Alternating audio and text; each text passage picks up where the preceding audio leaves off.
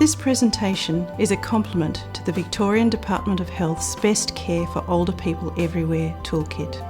It presents the issues and it provides insights and strategies from clinicians, carers, and most importantly, older people who have experience of hospital care. Functional decline is huge, and it's something that unfortunately we see a lot in nursing. For me, it's when we as health carers haven't done our job and our patients come into us in a healthier state than when they leave us. Decline in their functional state. It's the things that they used to be able to do that they can't do anymore. It's really important that, we look at it in that really holistic way, that we don't just look at the mechanics of, this person can still walk. Can this person feed their dog? That might be really important to them. Being able to enjoy your life, being able to choose what you have to dinner, being able to socialise with your friends, being able to still connect with your community. Suddenly I found that, when I had this stroke, here I was in hospital, and suddenly finding loss of use of my right arm and right leg and the face, and I thought, wow, what am I doing here? And I had visions of being in a wheelchair forever. And it wasn't until the next morning, when I was totally paralysed down the right side, that the doctor said to me, "Oh no, you can get 98% recovery." And I said, "Really?" And so suddenly I was enthusiastic and motivated to do what I could about getting better. Mum was just deteriorating really in front of our eyes. We just couldn't work out what was wrong with her. Her pain levels, she wasn't eating, she was starting to have falls and just a decline. We contacted her doctor and he'd been very good, very supportive, but we still didn't know what was right. And then one day I looked at Mum at home and I thought I couldn't get on top of her pain. It really had gone through the roof. And I rang and they said, "Look, yeah, you need to send her in." She was fit as anyone could be, really very fit woman. And she was here just doing some gardening one morning. Okay, by the afternoon she had pains in the stomach. She rang the ambulance. By the next morning they realised that she had blood clots that went to her stomach. She's lost half her small bowel, third her large bowel.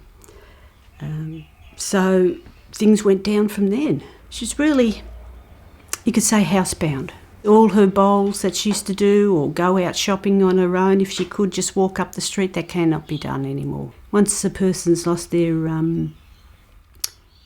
independence, that's when they start to go down. So that's where you've really got to be very careful and make sure she does get her independence back. From 97 on, I was in hospital, I would say more than I was home, up until about 2001. I sat in the sunroom one day and there was a little old lady tearing up paper and throwing it into a bin. And I thought, is that going to be me? Because I felt I'd lost my identity. I'd lost who I was.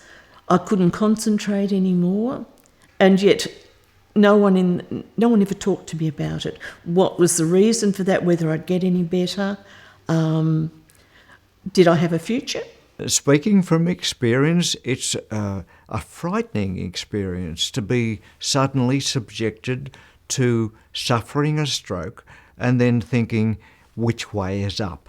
You just don't know which way is up. The feeling you get is that you're not a person at all. You're just another thing that's in there, or another condition that you're there for them to treat and get better and get home quickly. Just another part of the conveyor belt. Something that they've got to do. They've got to do that room, and then go back again and start all over again. Just a number.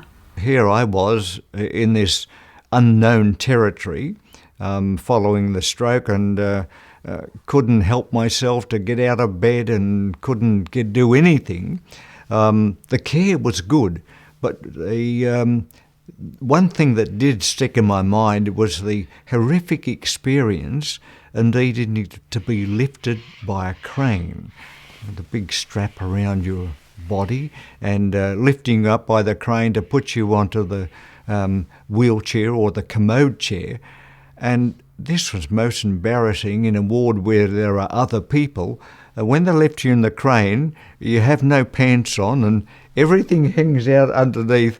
And I thought, my goodness, I've got to get out of this crane lifting. When she broke her hip, I wasn't notified either, which was really hard. Mum broke it. It was first thing in the morning. It was at breakfast time. Her buzzer was taken off her because she was ringing the bell too often. And I think the reason why she might have been ringing the bell too often was, one, her pain. It still was not under control. But that generation wouldn't voice up and say, I've got pain, They'd wait and wait and wait, and that was Mum. Being moved from one ward where I had the drawers where you put your pyjamas and goodies and things, those drawers were on my left in the first ward. And then they changed me to another ward, and that's fine. They wheeled me in and put me in this bed. But when the drawers came in, they were placed on the right. And of course the right side didn't function. And when I tried to lean over to get my pyjamas, I fell out of the bed. If you ring a bell and that your nurse is busy, you could be half an hour waiting for her to answer. When there's others standing around, it's not my patient. I did not like that. They don't realise that if the meal's not close enough, they can't eat it. They can't open the packages, they can't eat it. And no one comes in to say, oh, why haven't you ate this? It's still sitting there. Just take away the tray. Who cares? Sometimes I'd walk in and, have you had breakfast, Mum? She said, no, the tray's arrived and it's gone. And she hadn't had enough to drink and things like that. So there was the pain, there was the urinary tract infection, and all of that, I think, didn't help the situation with Mum becoming distressed and ringing a bell. As evident in the patient and carer's experiences, there is clearly room for improvement in the way we care for older people. The evidence shows that older people can be worse off because of the hospital environment and the care they do or do not receive. In addition to their presenting condition, hospitalised older people often experience and are more susceptible to undernutrition, dehydration, falls, pressure injuries, pain, incontinence, depression, or delirium. However, we can make a difference. There are many evidence-based strategies you can incorporate into your practice to minimise risks and improve outcomes for older people. For example, you can ensure that patients are adequately nourished and hydrated with meals and drinks accessible, that their call bell is within reach, that their pain is regularly assessed and managed, that incidental activity and independence is promoted during their stay, and their care is tailored to their usual routines, goals and needs. The Best Care for Older People Everywhere toolkit has been developed to support you to be person-centred in your practice. For access to clinical information, tools and resources, go to the website